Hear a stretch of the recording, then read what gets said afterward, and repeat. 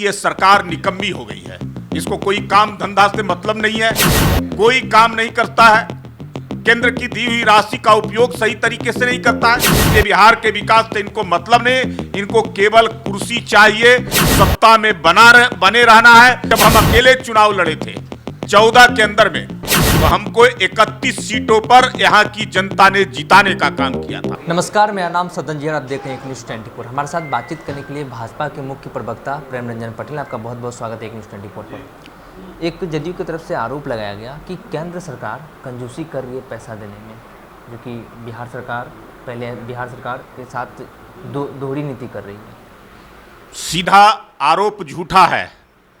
केंद्र जितनी राशि दे रही है, जितना योजना दे रही है, उनका सही रूप में क्रियान्वयन ये बिहार की सरकार नहीं कर रही है।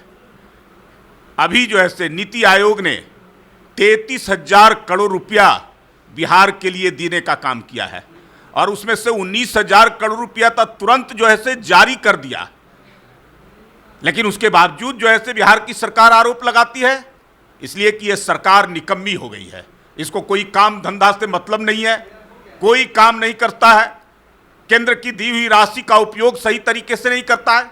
अब प्रधानमंत्री जन आरोग्य योजना, जिसको हम आयुष्मान भारत कहते हैं, उसमें प्रत्येक परिवार, गरीब परिवार को 5 लाख रुपया देना है और उस परिवार का केवल कार्ड बनाना है। लेकिन बिहार की सरकार जो है कार्ड नहीं बना रही है, केवल 15% लोगों को जो है बनाने का काम कर रही है। इंदिरा आवास, जिसको प्रधानमंत्री आवास योजना, उसके लिए राशि दे रही है, लेकिन उसका सही रूप में, सही तरीके से उपयोग नहीं कर रही है। हमने जो है हर घर नल जल योजना के तहत राशि देने का काम किया, लेकिन सरकार ने उस योजना का जो है क्रियान्वयन करने से और लेने से मना कर दिया, जबकि दूसरे योजना में दी गई राशि को डाइवर्ट कर करके और उस काम को करने का काम किया। तो ये सीधे सीधे तौर पे नुकसान जो ऐसे कर रही है ये सरकार बिहार की।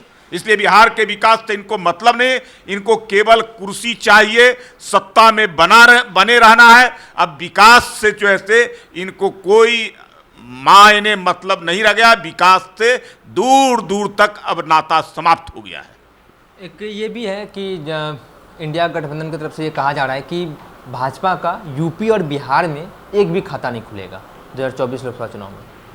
ये तो चुनाव आ रहा है, पता चल जाएगा ना।